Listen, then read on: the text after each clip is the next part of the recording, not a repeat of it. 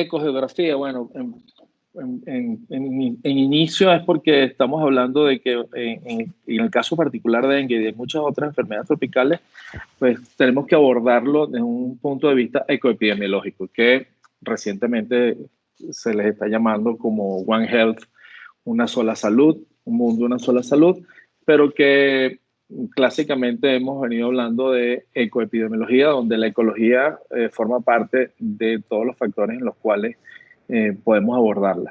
Y geografía desde el punto de vista de cómo nosotros podemos delimitar áreas geográficas, incluso endémicas o epidémicas, o hiperendémicas o hiperepidémicas. Entonces, un poco el contexto viene desde ese punto de vista como ecogeografía.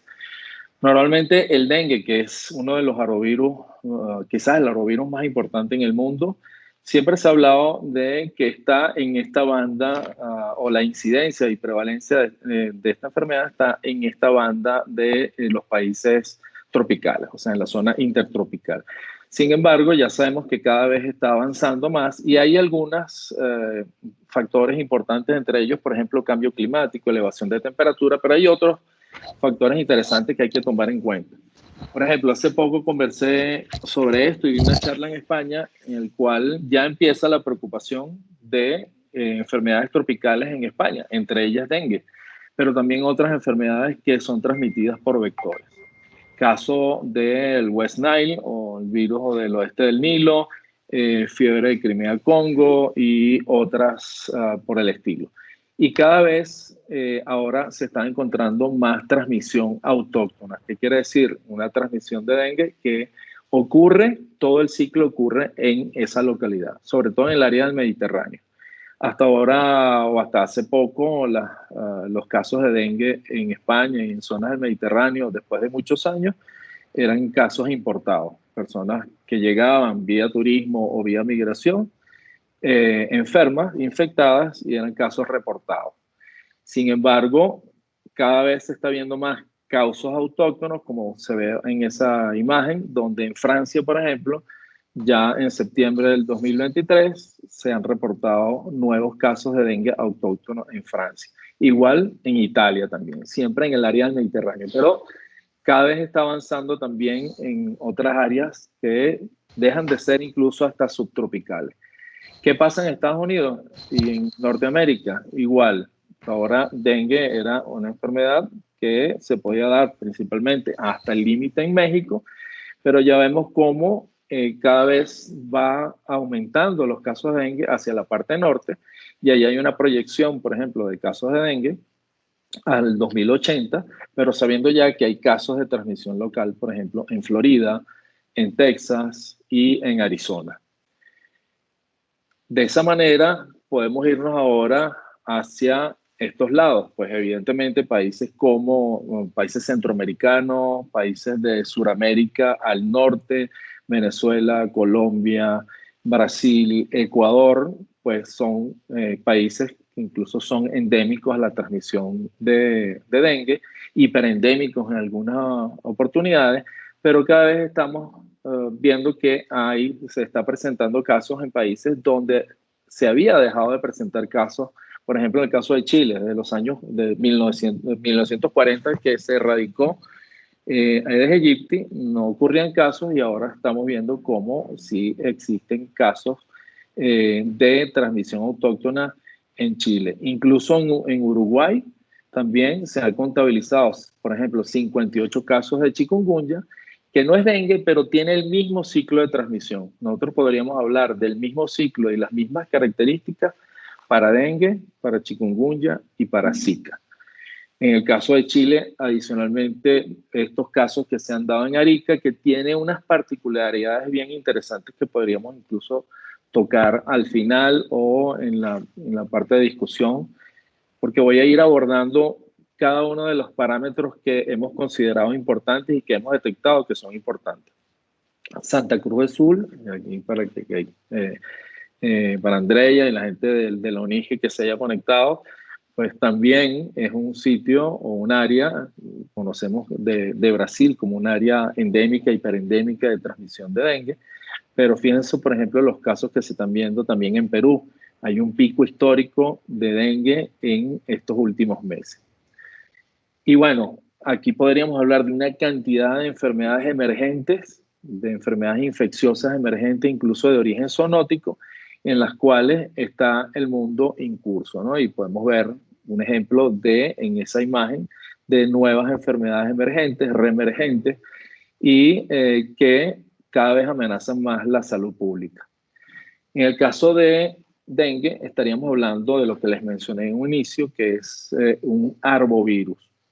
El arbovirus o los arbovirus son virus de diferentes tipos, incluso evolutivamente hasta distantes, pero que tienen una particularidad en este esquema de clasificación, que son virus transmitidos por artrópodos. Hablemos de mosquitos, de flebótomos, de garrapatas. Entonces, se agrupa de alguna manera práctica o epidemiológica los virus que son transmitidos por artrópodos, y dengue es uno de ellos, que está dentro de los flavivirus, pero tenemos otros arbovirus como alfavirus, bunyavirus o rhabdovirus, que son temas de otras conversaciones. Recientemente se ha utilizado esta palabra como una palabra, digamos, de moda, una sola salud, donde realmente se agrupa lo que en muchos años se ha venido trabajando como ecología y epidemiología o ecoepidemiología, que tiene que ver que la salud humana realmente debe ser tratada desde los puntos no solamente de salud humana, sino también salud animal, sobre todo cuando hay enfermedades que son transmitidas desde animales silvestres a domésticos a humanos, y que el ambiente también de alguna forma forma parte de todos estos parámetros que hay que considerar. Y pueden ver cómo medio ambiente podemos considerar cambio climático, contaminación, deforestación, pérdida de biodiversidad como parte de un ciclo que una vez que se rompe puede generar algún problema de salud animal y luego de salud humana. Por eso que en el centro de todo esto hablaríamos de una sola salud considerando todos esos aspectos. Sin embargo, el dengue, a pesar de que tiene un origen zoonótico ancestral, pues es una enfermedad que hemos estado viendo que está mucho más relacionada con áreas urbanas y áreas periurbanas, a veces rurales también. Entonces, ¿qué consideramos importante dentro de dengue? Que parece ser una enfermedad muy simple, donde es un virus que se transmite por medio de mosquitos en la población humana, y parecía ser un ciclo muy simple, no como por ejemplo malaria, donde son áreas selváticas, como otros virus como encefalitis, donde incluso hay diferentes tipos de hospedadores silvestres, ¿verdad? Como monos, incluso roedores, etcétera. Y dengue pareciera ser un ciclo bastante simple, pero desde el punto de vista de abordaje, de investigación y de control es súper complejo, porque hay aspectos ecológicos, fisiológicos, que implican en la invasión de un vector, y que estamos viendo el vector del cual les voy a mencionar en lo sucesivo. Pues hay un factor ecológico y fisiológico para que este vector pueda invadir y persistir en los sitios donde invade. Aspectos climáticos, evidentemente, porque las fluctuaciones poblacionales de los vectores tienen que ver con cambios en el clima, los cambios normales o fluctuaciones poblacionales o fluctuaciones climáticas que se dan normalmente, pero su incidencia y prevalencia también tiene que ver con los aumentos, por ejemplo, de precipitaciones fuera de lo normal o incluso temperaturas por encima de lo normal. Pero también vamos a hablar de ese intervalo de temperaturas diarias que hemos determinado y que hemos visto que es importantísimo también en la transmisión de dengue. Otros aspectos, y de ahí viene la parte geográfica, que tiene que ver con la potencialidad de ciertas áreas para que exista una transmisión, tiene que ver con la orografía de las regiones y la propia hidrología. De eso de alguna manera limita geográficamente, por un lado, que el vector pueda establecerse y permanecer o persistir, y desde el punto de vista hidrológico, hemos visto y vamos a ver al final un ejemplo de Ecuador que visualiza un poco lo que sucede en gran parte de Sudamérica, incluso Centroamérica o Latinoamérica en general. Y un último punto que también es importante, porque evidentemente es los que se enferman y el problema de salud pública tiene que ver con la población humana, tiene que ver con servicios públicos, con aspectos y comportamientos sociológicos, con la sostenibilidad ambiental y también con migración. Entonces, todos estos aspectos, de alguna manera, están determinando los sitios de transmisión, incluso las endemias, la hiperendemia o procesos epidémicos. Hay todo un aspecto virológico asociado que no lo vamos a tocar en esta charla, pero que implica todo el estudio a nivel virológico del caso de dengue, que está compuesto por 4 serotipos que ven ustedes en esa imagen de la derecha superior, donde se ve un árbol filogenético con los 4 serotipos que se conocen: el dengue 1, dengue 2, dengue 3 y dengue 4. Y esa imagen lo que visualiza es unas secuencias de ARN en los cuales se ha determinado el origen real de dengue con sus 4 serotipos. Lo que ustedes ven en verde son los virus que más recientemente se han aislado y se han secuenciado, que son virus selváticos. Y en rojo, los virus epidémicos o de transmisión endémica de los 4 serotipos. La lectura de un árbol filogenético en este caso es que la parte más ancestral que se ve en todos los serotipos, ¿verdad?, está compuesto por cepas de origen selvático. Por lo tanto, aquí se demuestra que el dengue, a pesar de que es urbano, que en 99% de los casos es urbano, proviene de un origen selvático en transmisión incluso con otros vectores. Así que podríamos delimitar, y hasta ahora se ha delimitado, esa franja intertropical para la transmisión de dengue, pero fíjense que abajo, en esa imagen, van a ver lo que es la distribución del principal vector a nivel mundial, que es Aedes aegypti. Aedes aegypti tiene una distribución tropical y subtropical que cada vez está avanzando más hacia las zonas más alejadas de esta banda intertropical, y que está determinando que empecemos a ver casos de dengue fuera de esa banda, ¿no? Entonces, ¿qué es lo que deberíamos esperar de alguna manera? Que si no tenemos el vector, si nosotros controlamos el vector, pues no existiría o no ocurriría la transmisión. ¿Y qué es lo que se ha dado en los sitios o en los países donde se ha logrado un control al máximo o una erradicación, como ocurrió en gran parte de Sudamérica, incluyendo Chile? Y este es un modelo que se publicó en el 2015, un modelo de expansión de la distribución de tanto Aedes aegypti y albopictus, que ya las voy a mencionar también, en donde se ve cómo podría ser esa expansión hacia el 2050. Sin embargo, fíjense que este modelo que se presentó en el 2015 se ha quedado hasta corto porque ya hay presencia de Aedes aegypti, por ejemplo, en Chile, en Uruguay, cosa que el modelo no lo presentaba en algún momento. Ahora, ¿cuál es la situación en Latinoamérica desde el punto de vista de transmisión y de incidencia? Fíjense cómo desde los años 80, incluso en los años 70 también ya habían casos registrados de dengue, pero en esta gráfica que muestra a partir de los años 80 cómo se ha ido incrementando la transmisión de dengue en toda Latinoamérica y con picos epidémicos en cada cierto tiempo, ¿no? Con una periodicidad que no está muy bien determinada.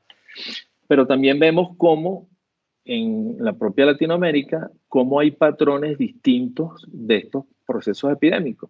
Vemos cómo en el cono sur tiene casos o brotes epidémicos en distintos años, por ejemplo, muy bajo en los años 2017-2018, donde ocurrió una transmisión quizás endémica, y luego 2019-2020. Pero fíjense que los patrones son distintos, incluso desde el cono sur, el istmo centroamericano y México, o la subregión andina.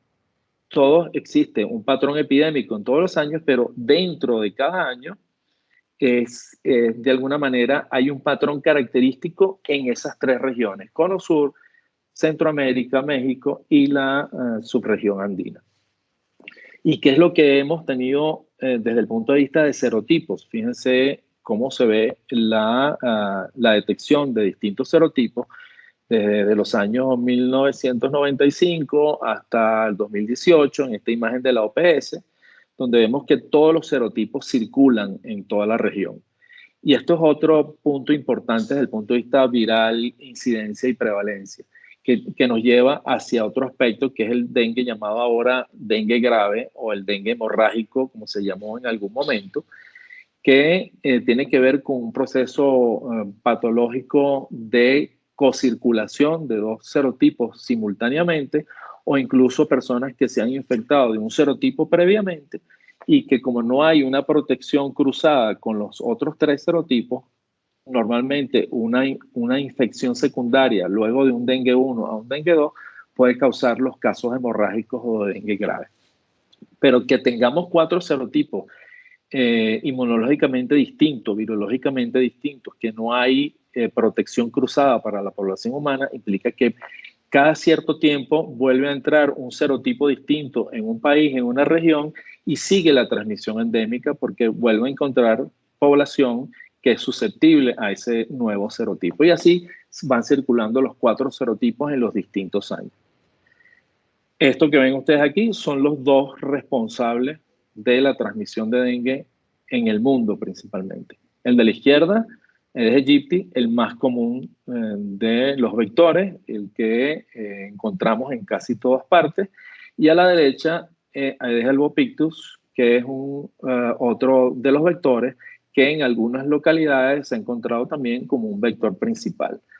El Aedes aegypti a la izquierda es introducido en el continente americano desde África, datado desde época de la colonia, y Aedes albopictus es originario de Asia, que es el principal transmisor en Asia, pero que también se introdujo en el continente americano en los años 80 por Brasil y por Estados Unidos.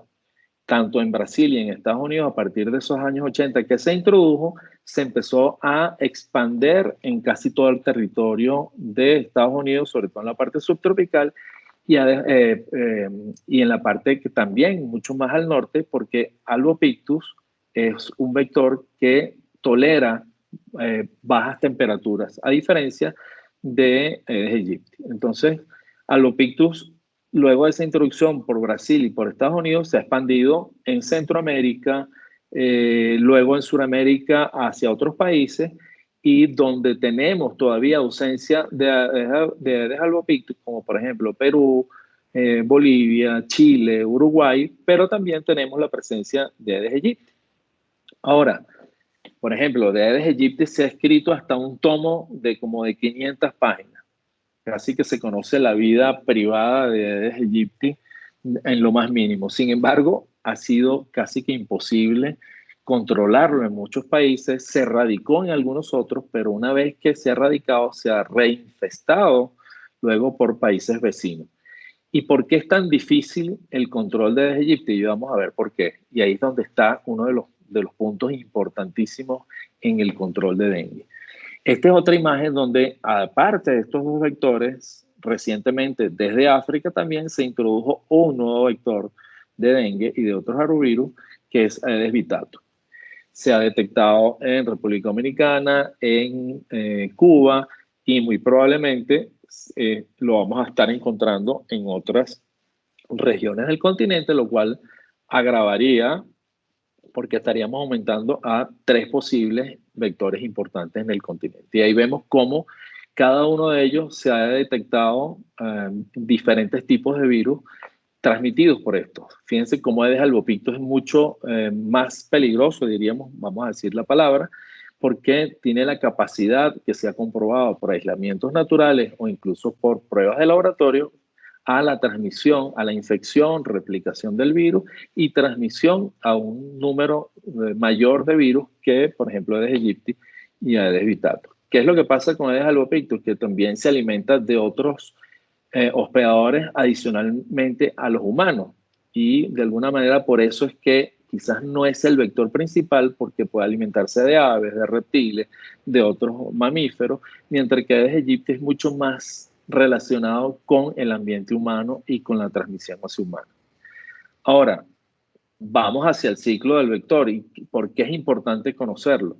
Fíjense que tenemos un proceso de un ciclo de desarrollo donde, a partir de los huevos que son depositados por las hembras, que son las hematófagas, que se alimentan de sangre, pues la eclosión de unos huevos nos lleva a un desarrollo de una fase acuática larval, una fase pupal y luego los adultos, donde la hembra es la que se alimenta de sangre y la que es capaz de transmitir el virus directamente en forma horizontal.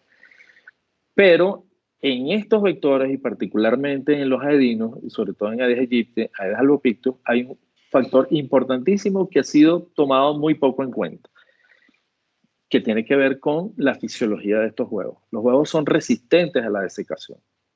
¿Qué implica que son resistentes a la desecación? Que pueden pasar hasta 6 meses o más secos, ¿verdad? Una vez que son colocados en esa interfase agua-aire, y una vez que ese recipiente, y vamos a ver los tipos de recipientes, se seca, los huevos quedan pegados a las paredes de los recipientes y pueden permanecer viables hasta por 6 meses o más. Una vez que esos huevos pueden tener contacto, incluso humedad, eclosionan nuevas larvas y empieza un nuevo proceso de desarrollo. Eso es lo que ha hecho que Aedes aegypti, en ese proceso de la colonia, se haya introducido en este tipo de recipientes con agua que pudieron haber pasado meses, incluso secos, y una vez que entran al continente americano y nuevamente tienen contacto con el agua, pues eclosionaron las larvas y ese fue su mecanismo de invasión, el mismo mecanismo que tiene de invasión para otros países dentro del continente. Y por eso lo hemos visto que ha colonizado todos los países, ya encontramos Aedes aegypti en todos los países del continente. La versión moderna de Aedes aegypti fue Aedes albopictus, o es Aedes albopictus, que a partir del 85-86, como les mencioné, se introduce en Brasil y en Estados Unidos, pero a través de una versión más moderna, en este tipo de embarcaciones, en aviones, en llantas usadas, estas o cauchos o llantas usadas, dependiendo de la región, se le tiene un nombre distinto. Y en estas llantas usadas, pues venían los huevos adosados en las paredes de las llantas y una vez que llegan al nuevo continente, pues con contacto nuevamente con agua, pues se empieza un nuevo desarrollo y Aedes albopictus tiene una capacidad tremenda de invasión porque no solamente está asociado a ambiente humano, sino que está en zonas periurbanas, boscosas, semiselváticas, incluso, por ejemplo, en Venezuela, en Colombia, lo empezamos a detectar en los parques, en zonas de zoológicos, por ejemplo. Entonces, ahí se hace más complejo el control porque empieza a invadir zonas que desde algún punto de vista ancestral fue su origen. Sin embargo, ¿por qué se introdujo en las llantas usadas? Cualquiera puede preguntar, bueno, pero ¿por qué se importaron llantas usadas y no llantas nuevas? Que es lo que uno podría pensar. Las llantas usadas se utilizaron y se siguen utilizando muchas veces como parte de combustible de termoeléctricas. Y eso fue lo que trajo la importación desde Asia, desde Japón principalmente, las llantas usadas en Brasil y en Estados Unidos. Ahora albopictus lo tenemos en casi todos los países del continente, al igual que desde Egipto.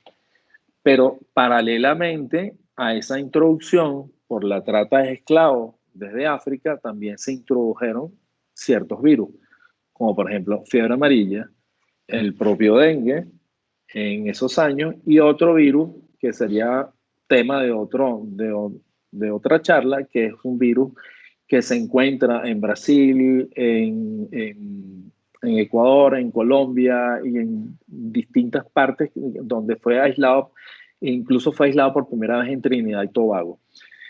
Y de esa manera, con personas enfermas, pues se introdujo estos distintos virus. Entonces, fíjense que paralelamente se introdujo el vector y se introdujo el virus en esa misma época. Ahora tenemos otra versión incluso más rápida y más moderna de transportar el virus en una persona que puede estar infectada. Y es a través del turismo y a través de incluso la capacidad que se tiene de pasar de un continente a otro en pocas horas.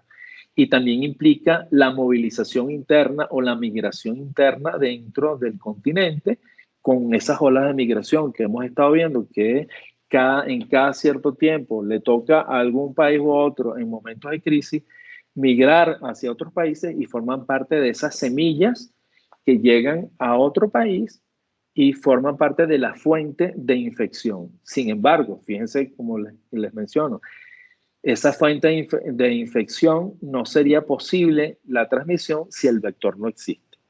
Si el vector existe, entonces empieza ese ciclo de transmisión. Por eso es que es importante el control del vector y tenerlo a raya, al mínimo o incluso en cero, para que no exista la posibilidad de transmisión. Ahora, si vemos a nivel continental, ¿qué podemos ver en cuanto a variables que pueden ser controlables y no controlables y cómo es la estratificación de Aedes aegypti en toda esta área? Fíjense que en esos puntos rojos que se ven es los sitios donde se ha ido detectando Aedes aegypti, ¿no? Que en principio fue una franja, como les mencioné, muy tropical, luego la subtropical y cada vez se va incrementando. ¿De qué depende mucho esto? De la temperatura estacional.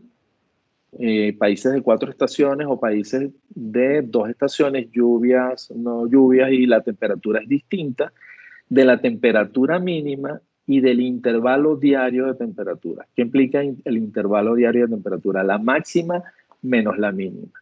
Una alta temperatura implica un proceso de desarrollo de las larvas del vector mucho más, más óptima, pero unas muy bajas temperaturas implica un corte en el desarrollo, por lo tanto el desarrollo de esas larvas no se realiza y eso implica que podría ser un factor de control y vamos a ver dónde existe ese factor de control. Entonces podríamos tener esas dos limitantes, pero que cada vez esas líneas azules que ustedes ven ahí, cada vez van subiendo más hacia el norte y más hacia el sur.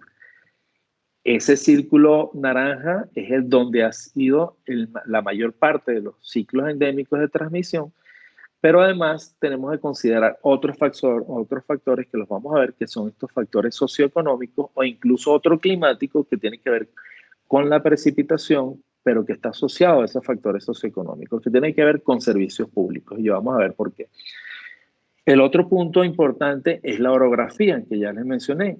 Entonces, la altitud, y sobre todo en esa banda que ustedes que ven aquí en rojo, que tiene que ver con las cordilleras, y sobre todo en Sudamérica, en la cordillera andina, implica que vamos a tener puntos muy altos en la cordillera donde las temperaturas van a ser muy bajas y evidentemente ahí no va a existir un ciclo de desarrollo. Por lo tanto, eso va a ser una limitante altitudinal a los vectores. Y vamos a ver cuál es el límite en los cuales se ha ido detectando. Normalmente, Aedes aegypti, como factor de altitud limitante, se ha encontrado que está cerca de los 1.700 metros de altitud. Por encima de los 1.700 metros, la temperatura mínima es mucho más baja y el intervalo diario pues se hace muy grande. Podemos tener a determinadas horas del día una temperatura alta, pero en la noche y en la madrugada podemos tener una temperatura muy baja. Eso hace que el ciclo de desarrollo se interrumpa y no tengamos o el vector no tenga la posibilidad de desarrollarse, de invadir o de permanecer. Solamente hay 3 puntos en el continente que por encima de los 1.700 metros se ha encontrado Aedes aegypti. En Colombia, en México y en Bolivia. Son 3 puntos por encima incluso de los 2.000 metros donde se ha encontrado Aedes aegypti, pero no por encima de los 1.700 en la mayoría de los países. Ahora fíjense este ejemplo, que es un ejemplo en una población andina que está cerca de los 1.400 metros, perdón. Y vamos a ver esta figura que se muestra en este trabajo que se desarrolló en esta zona andina. Del lado izquierdo ven el total de casos y fíjense los casos de dengue en 3 brotes importantes epidémicos, 2005, 2007 y 2009. Esta es una población que es una ciudad, de alguna manera, con alta población en la cordillera andina en Venezuela, que es en el estado Mérida, y vemos cómo la temperatura media semanal se incrementó justamente en esos mismos años, 2005, 2007, 2009. La precipitación total semanal, 2005, 2007, 2009. Y el intervalo diario de temperatura, la máxima menos la mínima, pues se creció en ese punto, cuando normalmente la máxima y la mínima están muy cerca y la mínima es muy baja. Eso hace que el desarrollo sea mucho menos eficiente y menos óptimo. Cuando eso cambia y ese intervalo de temperatura se modifica, entonces podemos tener un intervalo más cercano hacia temperaturas altas y el ciclo es más óptimo. Fíjense cómo estas cuatro variables coinciden para dar justamente un proceso de epidemia. Por lo tanto, fíjense que qué es lo que pasó en esa población.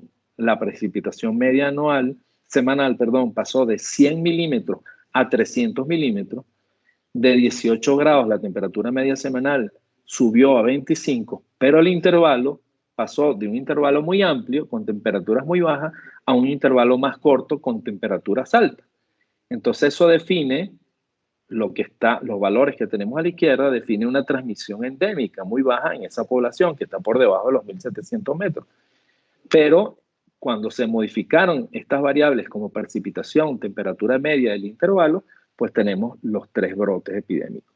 O sea, fíjense cómo en este caso precipitación y temperatura, y sobre todo la temperatura mínima y el intervalo de temperatura, determina esos 3 brotes epidémicos. Ahora vamos a ver el ejemplo de Ecuador. Y el ejemplo de Ecuador coincide con muchas cosas que pasan en el resto de Latinoamérica, y es un ejemplo interesante porque dentro de un país tan pequeño como Ecuador tenemos todas estas variables involucradas.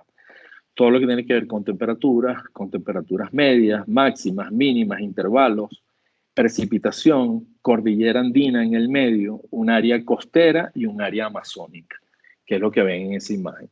Entonces, sabemos que por encima de 1.700 metros no hay un desarrollo de Aedes aegypti por efectos de temperatura, producto de la altitud. Entonces, ¿qué es lo que vemos? Que en esta franja no deberíamos tener Aedes aegypti. De hecho, no existe Aedes aegypti. Por lo tanto, en esa franja no hay transmisión local, no hay transmisión autóctona. Los casos, por ejemplo, en Quito, en Ecuador o en las zonas altas que se reportan en los centros asistenciales son infecciones que han ocurrido o en la zona costera o en la zona amazónica. Entonces, fíjense cómo esta franja intermedia de la cordillera andina, y aquí todos los países que están atravesados por la cordillera andina pueden hacer una analogía justamente en donde puede haber o no transmisión dependiendo de la orografía y de la altitud. Ese sería desde el punto de vista orografía y sitios donde no existe una transmisión local porque no existe el vector. Ahora, cuando vamos a la amplitud térmica, la máxima menos la mínima, vemos cómo desde el lado de la vertiente costa tenemos un intervalo entre 6 y 18 grados de diferencia en el día. O sea, una temperatura muchas veces muy alta, pero una temperatura muy baja, sobre todo en las partes de la vertiente de la cordillera andina. Y en la zona amazónica, pues ese intervalo es un poco más pequeño, es entre 7 y 9 grados. Pero eso implica también la posibilidad de desarrollo del vector mucho más en la parte amazónica que en la parte de la vertiente costa.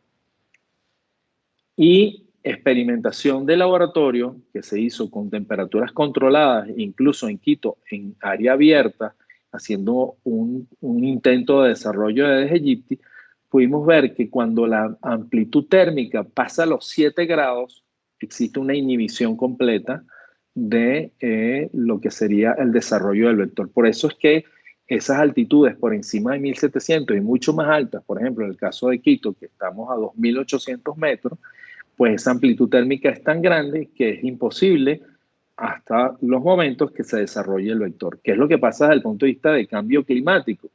Que fíjense cómo la temperatura y el intervalo diario de temperatura en Quito, a 2.800 metros, se ha reducido en los últimos años de 15 grados a 9 grados, cada vez acercándose más a este intervalo óptimo para el desarrollo. Y esas son las implicaciones de cambio climático y aumento de temperatura, que si hay un aumento de temperatura mínima sobre todo y que el intervalo se reduzca, entonces podemos tener que el vector pueda empezar a invadir y a ser persistente o a establecerse en zonas cada vez más altas. Ahora, vamos a introducir en la orografía los asentamientos humanos, que es lo que vemos normalmente con las pendientes desde el punto de vista de esa orografía, que las pendientes son mucho mayores en el lado de la costa, en la vertiente costa, que en la vertiente amazónica. Y aquí vemos una imagen de cómo son los asentamientos humanos en el lado de la Amazonía, que hay una pendiente más suave y vemos cómo hay una mayor cantidad de zonas pobladas que en la propia vertiente de la costa, donde la mayoría de la población está en las zonas normalmente bajas. Una característica de la orografía del lado del Pacífico es que podemos pasar en la carretera en poco tiempo desde unos 700 metros hasta 1400, 1500 metros. Esas zonas son menos pobladas porque las pendientes son muy fuertes. Pero si tomamos en cuenta cuál es la densidad de población, fíjense que la densidad de población en Ecuador, en el lado costero, es del 56%, en la zona de no transmisión local es un 38%, y donde podría existir también muchos aspectos ambientales y de orografía y de temperatura, que es la Amazonía, pues solamente tenemos el 6% de la población. Entonces, fíjense que desde el punto de vista de transmisión local, solamente tenemos esta porción en la cual no debería existir o no existe una transmisión local, pero hay una gran parte de la población que está susceptible por todas las condiciones, casi más allá de la mitad de la población, a la transmisión de dengue.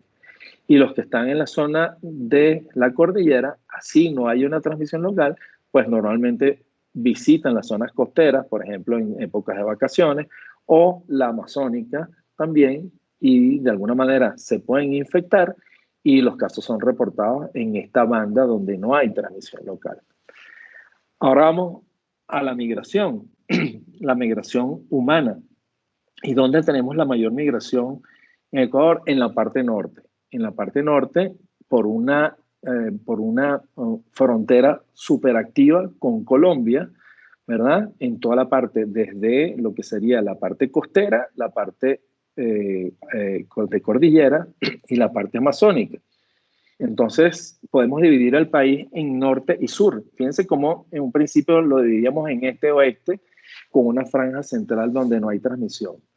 Y este-oeste también en la densidad poblacional.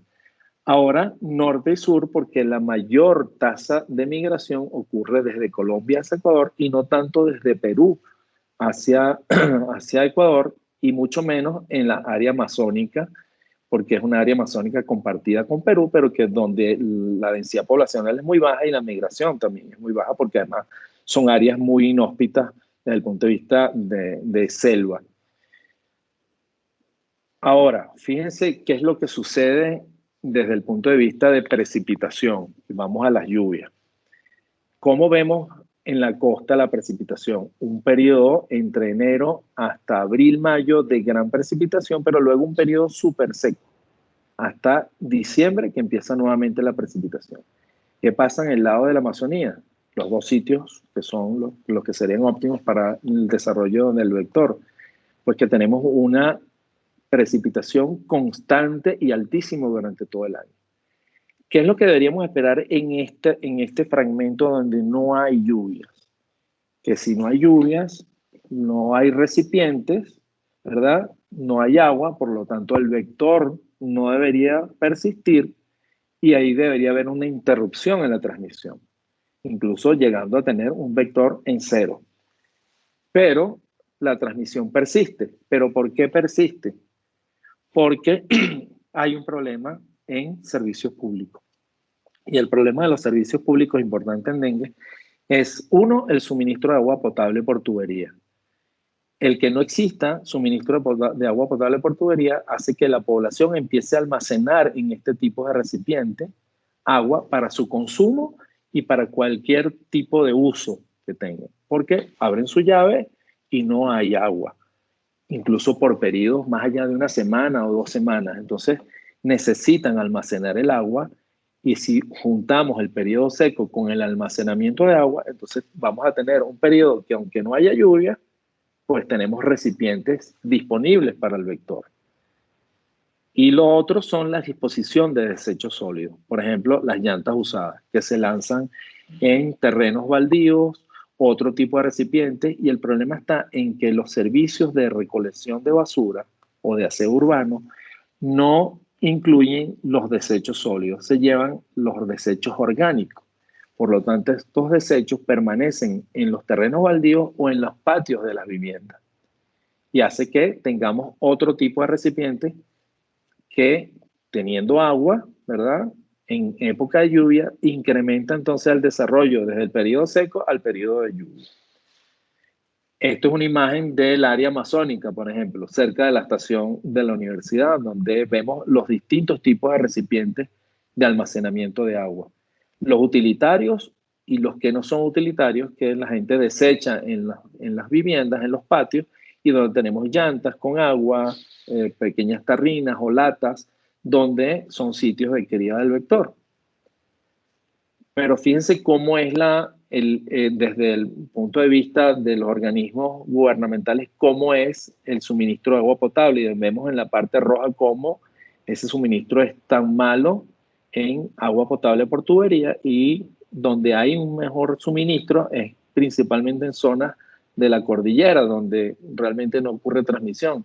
Y fíjense el caso de desechos sólidos, mucho más heterogéneo todavía, y gran parte de los diferentes sitios donde no existe un óptimo recolección de desechos sólidos. Ahora relacionemos eso con los periodos de lluvia. ¿Qué pasa entonces en este periodo seco? Que tenemos este tipo de recipientes, el agua permanece durante todo el año y por lo tanto el vector permanece durante todo el año en la zona costa.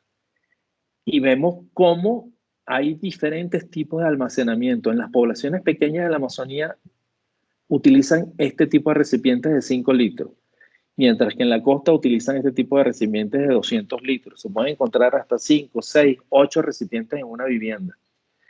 Y eso hace que tengamos un índice aédico, que es entrar a la vivienda, y si existe un recipiente con larva, eso es positivo. Quiere decir que en la costa tenemos hasta 58% de las casas con cría de Aedes aegypti. Y en la Amazonía, entre 0 y 12. Fíjense por qué es tan bajo el índice aédico, porque este tipo de recipiente de 5 litros se reusa rápidamente. Se utilizan los 5 litros y se vuelven a llenar. Porque hay una diferencia entre este tipo de recipientes en el volumen entre la costa y la Amazonía por la hidrografía. Si ustedes ven la hidrografía en el área amazónica, las poblaciones pequeñas tienen ríos a pocos metros de cada vivienda. ¿Y qué hace la población? Utiliza este tipo de recipientes, rellena de agua, se lo lleva a la vivienda, lo reutiliza, vuelve al río, vuelve a recolectar, y el tiempo que el agua persiste es menos del tiempo de desarrollo que necesita el vector. Mientras que en este otro lado tenemos recipientes de 200 litros que permanecen con agua por mucho tiempo y el vector tiene la capacidad de persistir durante el tiempo. Entonces, fíjense cómo el comportamiento humano relacionado con el sistema de suministro de agua potable y los desechos sólidos hacen que tengamos capacidad de almacenar vectores desde el punto de vista de la propia población humana y que los índices sean más altos en la costa que en la Amazonía. Y esto es una experimentación que se hizo en una zona costera, ¿verdad?, del norte de Venezuela, donde se determinó ese tipo de comportamiento también. Vemos cómo el vector persiste en la época seca. Fíjense que es una época seca similar a la de la costa ecuatoriana. Y cómo, a pesar de que no hay lluvia, que son estas barras de color rojo, pues el vector es capturado tanto dentro de la vivienda como afuera de la vivienda. ¿Por qué? Porque permanece por este tipo de recipiente. Eso hace que la transmisión no se interrumpa, sino que tengamos en periodo seco todavía ciclos de transmisión. Y por eso es que se ven estos ciclos de transmisión justamente en periodos donde no hay lluvia, porque el propio ser humano es el que lo está manteniendo. Entonces, fíjense que igual entonces podemos dividir el país en este y oeste dependiendo de periodos de precipitación, almacenamiento de recipientes, periodo de precipitación, normal, almacenamiento de recipientes más pequeños porque tienen pues la capacidad de poder rellenar su recipiente y utilizarlo más rápidamente. Y fíjense cómo son los ciclos de transmisión en ambas regiones. Por lo tanto, fíjense que como vemos que la mayor tasa de transmisión de dengue o de chikungunya o incluso cuando hubo el periodo de Zika es mucho mayor en la costa que en la propia Amazonía, que es lo que se ve aquí en estas gráficas de lo que sería el mapa de Ecuador. Fíjense cómo el caso de chikungunya también coincide con las incidencias o prevalencia de transmisión del dengue, porque es el mismo ciclo.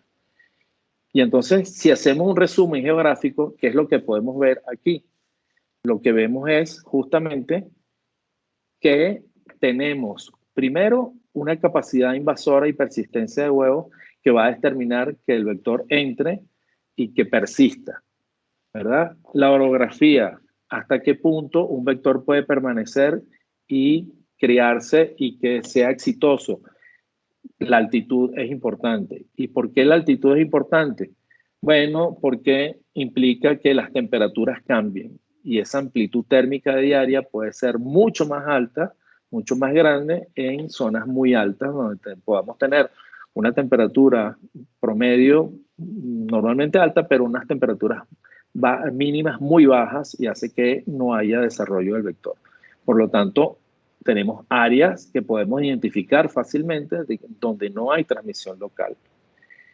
Luego podemos dividir en norte y sur por la densidad de la población humana y además por la migración de un sitio a otro o incluso la migración interna dentro del país.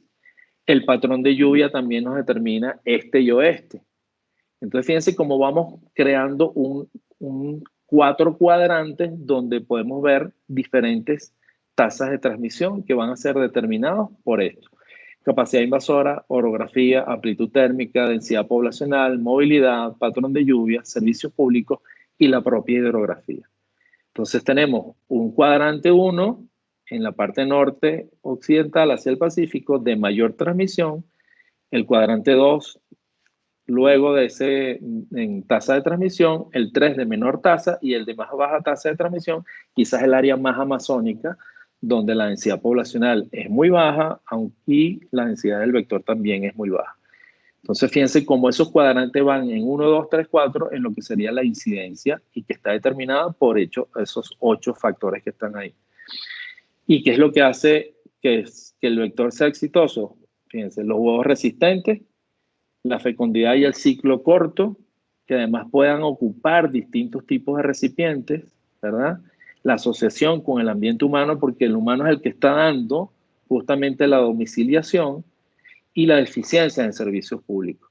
Fíjense que un ejemplo que pasó en Puerto Rico. En Puerto Rico se hizo, y en San Juan de Puerto Rico se hizo una campaña de control estricto del vector con recipientes de uso, recipientes de desecho, y se llevó al mínimo, casi a cero, la presencia de Aegypti. Y luego de unos meses se empezó a ver el incremento nuevamente de la densidad del vector. ¿Y qué pasó? Y eso tiene que ver con la plasticidad fenotípica, que Aedes aegypti empezó a ocupar sitios de aguas más contaminadas como las letrinas, como sitios que son altamente contaminados y que no tenían nada que ver con el patrón humano. Entonces, por eso es tan complejo el control de Aedes aegypti. Y desde el punto de vista de Estado en un país, que es lo que de alguna manera favorece la dispersión, reproducción y persistencia, bueno, que muchas veces no hay ordenamiento territorial, no existe una planificación urbana apropiada, empiezan a crecer barrios sin ningún tipo de servicio, permisividad en invasiones humanas en áreas urbanas sin servicios públicos, las fallas en esos propios servicios por esa falta de ordenamiento y planificación, y las heterogeneidades urbanísticas hacen más complejo. Latinoamérica hemos visto en muchos sitios donde podemos tener una manzana o una cuadra urbana donde tenemos viviendas muy bien establecidas con todos los servicios y al lado una muy precaria. Eso hace que sea más difícil estratificar las zonas de baja transmisión y alta transmisión, porque todo está muy mezclado, es muy heterogéneo. Y así pudimos identificar, por ejemplo, en el caso de Ecuador, y que coincide en muchas áreas de Latinoamérica, todo lo que pasa en área de costa, en las vertientes andinas de mayor altitud y en las vertientes amazónicas. Pero bueno, es importante incluso buscar nuevas aproximaciones, voluntad y políticas de Estado para poder controlar esto y que las tasas de transmisión se reduzcan al mínimo. Un punto interesante es que ha habido mucha investigación, y fíjense en PubMed lo que podemos encontrar sobre Aedes aegypti, cómo se han incrementado las publicaciones en control, incluso diferentes tipos de control, insecticidas, control genético, etcétera. Pero miren lo poco que se ha estudiado acerca de los huevos, de la fisiología de esos huevos, o incluso el intervalo de diario de temperatura. Son tres aspectos que ya hemos visto que son tan importantes y muy poco estudiados y muy poco investigados. Se necesitan nuevas estrategias de control y puntos interesantes de investigación es justamente lo que hemos propuesto en estos proyectos, porque áreas de nueva transmisión, como es el caso de Chile, en las zonas de Arica y demás, que he estado viendo, pues es importantísimo porque es un nuevo ciclo de invasión donde se puede atajar de alguna manera, hacer una contención y estudiar exactamente qué es lo que está sucediendo y no llegar a las altísimas densidades poblacionales del vector o las altas tasas de transmisión. De tal manera poder analizar eso en todos estos aspectos, tanto de aspectos climáticos, de servicios públicos, de migración, de cambio climático, que podamos determinar en un proceso que recién inicia en todo esto, ¿no? Entonces, bueno, ese era un poco lo que les comentaba. Aquí está el área Limoncocha, en nuestra estación amazónica, un poquito el grupo que ha venido trabajando en todo esto.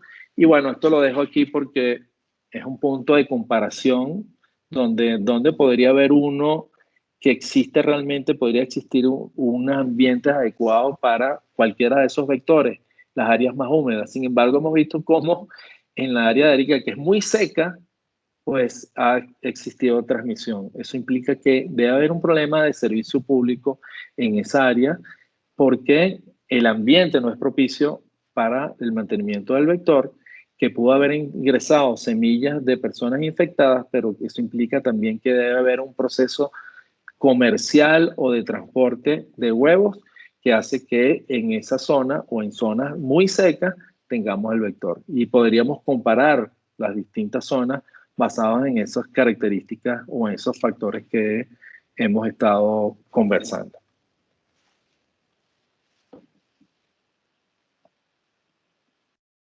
Bueno, muchas gracias, Juan Carlos. Realmente una excelente presentación. Yo creo que, como todos sabemos, la estamos grabando y después voy a preguntarle a Juan Carlos y a Andreina que vamos a crear un canal de YouTube para ir subiendo las presentaciones. Porque la verdad que la cantidad de información es Es enorme. brutal. Sí. Es brutal sobre todo para los que somos nuevos en el área. Oye, Juan Carlos, pero en la zona de Arica lo que hay son algunos especies como de oasis. Hay zonas que tienen agua y hay unos pequeños riachuelos que coincidentemente con el invierno boliviano, que es como el invierno altaplánico, tienen agua. Entonces hay ciertos como oasis que tal vez se podrían relacionar. Pero la verdad que el panorama es bien seco, pero están estos oasis que Sí. tienen agua todo el año. No sé si tienes algún comentario respecto a eso. Pero fíjate que esos oasis, esos tipos de criaderos naturales no son los criaderos de Egipti típicos, porque son más criaderos, por ejemplo, para otro grupo de vectores como los anofelinos, el malaria y demás. Normalmente el Egipti invade en recipientes antropogénicos, en recipientes que el propio humano crea, como esos containers grandes, latas, etcétera. Evidentemente no habría que descartar y chequear esos oasis, pero no es el sitio de cría normal, a menos que no exista otro, que fue el ejemplo que les mencioné un poco de Puerto Rico. En Puerto Rico se eliminaron todos esos criaderos y ya se decía, bueno, se controló desde Egipto, no hay transmisión, bajó la transmisión y después empezó a haber otra vez un proceso de transmisión. ¿Y qué pasó? Que se empezó a encontrar en estos en desaguaderos que están en la calle, en pequeños ambientes de este tamañito, donde había agua, incluso agua poluta, ni siquiera agua limpia, que es lo que normalmente utiliza DGGIP, y ahí se empezó a desarrollar. Entonces eso implicó que había que controlar ese tipo de ambiente. Ahora, eso sucede normalmente cuando se hace ese control previo. Es raro que Aedes aegypti de una empiece a colonizar este tipo de ambientes como esos oasis. Pero dada la plasticidad que tiene Aedes aegypti, yo no descartaría chequear eso. Pero no sería el primer punto que yo observaría. No sé si ese ambiente seco puede estar asociado también a estos procesos de servicios públicos que no pueden ser tan eficientes y la gente esté almacenando agua. Y de Perfecto. alguna forma, por algún proceso comercial de venida del norte o de las áreas del sur de Chile, hayan transportado huevos hacia esa parte de Arica y ahí se esté dando ya un ciclo de desarrollo del vector. Eso es por eso que digo que sería interesantísimo abordarlo en este punto que ya llamaríamos casi que tiempo cero. No, perfecto. No, sí, la verdad que yo lo encuentro interesantísimo. Por favor, hagan sus preguntas y como les digo, vamos a colgar esto en YouTube, al menos que alguien diga lo contrario. Y, y la idea es, por favor, si hay más preguntas, pueden activar la participación y... Gracias, Juan Carlos, por tu presentación. No, Pati. Eso es lo que tengo una pregunta porque tú hablaste que hay 4 serotipos, efectivamente, pero hay unos que son más frecuentes que otros. ¿Qué determina que un serotipo sea más abundante en la población? ¿Hay algún factor ecológico o de preferencia con hospedador o con... Sí, ahí esa pregunta es interesante porque el que sea uno más frecuente que otro tiene que ver principalmente ¿No con, te ahí escuchas? sí, perdón, claro, tengo el micrófono abierto, ¿me escucha? Ahora sí, ok.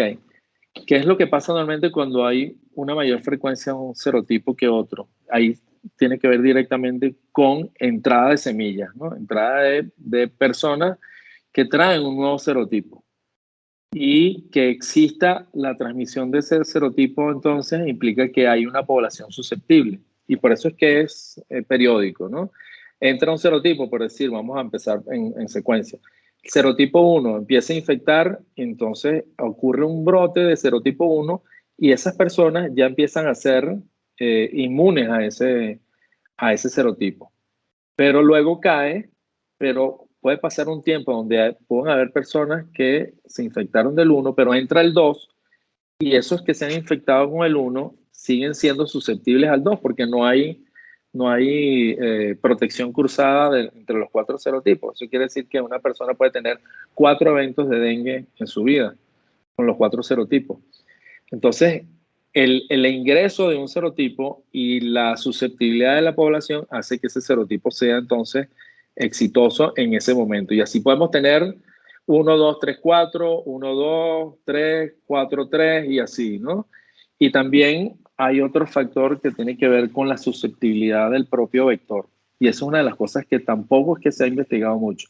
Hasta qué punto un vector es, o una población de ese vector, porque es la misma especie, regionalmente o geográficamente puede tener una mayor susceptibilidad a uno que a otro serotipo. Entonces pueden haber subpoblaciones que son más susceptibles a la infección y a la transmisión de determinados serotipos y ese es el otro factor que hace que sea exitoso o no en determinado tiempo y en determinadas regiones, ¿no?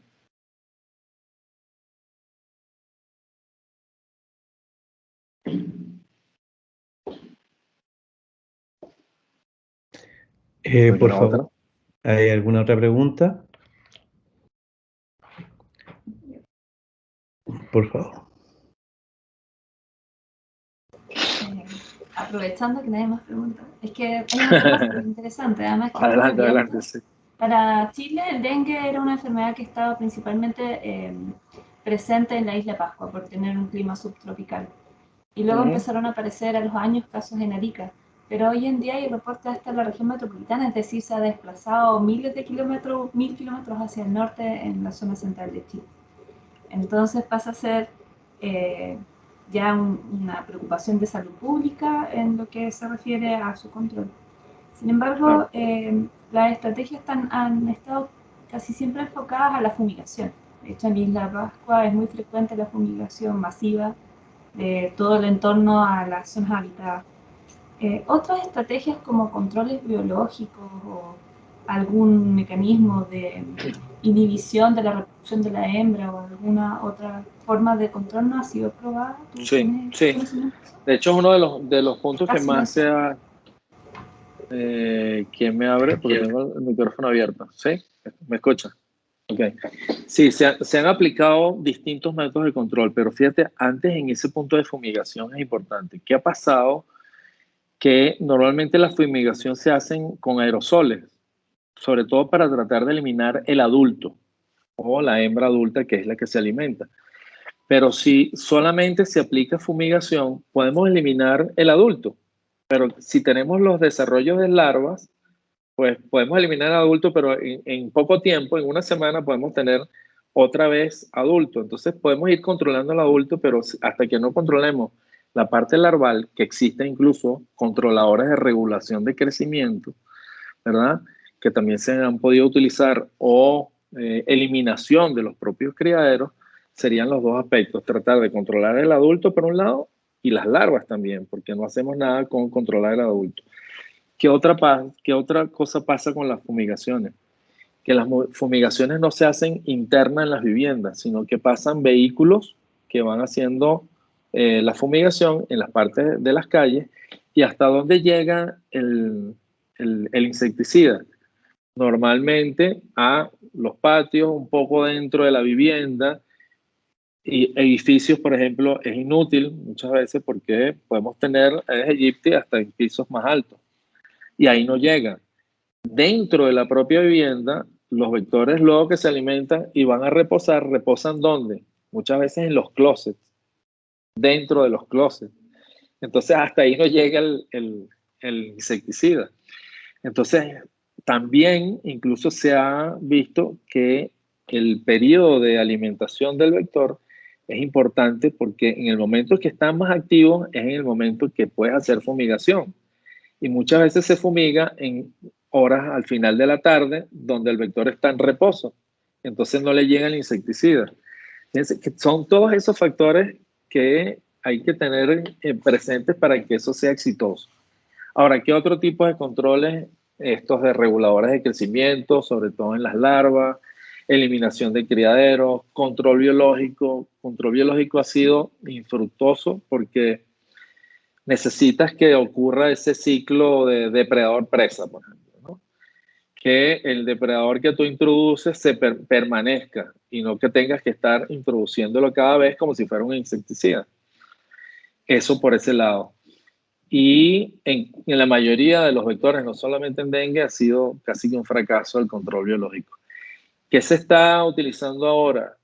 Algo que se llama el proyecto Wolbachia, que es una bacteria que se ha encontrado en algunos vectores y que parece tener un papel en la regulación de los virus.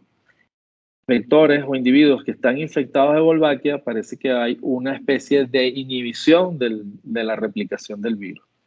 Entonces, ¿qué se está haciendo en algunos sitios? Ya se hizo, por ejemplo, en Islas Caimán, se ha estado haciendo en Medellín, creo que hay un país en Centroamérica, no sé si El Salvador o Honduras, creo que es Honduras, están intentando aplicar eso, haciendo una cría masiva de vectores que van a estar infectados, incluso machos infectados con Wolbachia, de tal manera que cuando copulan con las hembras no exista una posibilidad de que la hembra pueda incluso almacenar y replicar el virus. El problema es que eso aparentemente ha tenido un cierto éxito en zonas muy pequeñas o en zonas aisladas, por ejemplo, Islas Caimán, ¿verdad?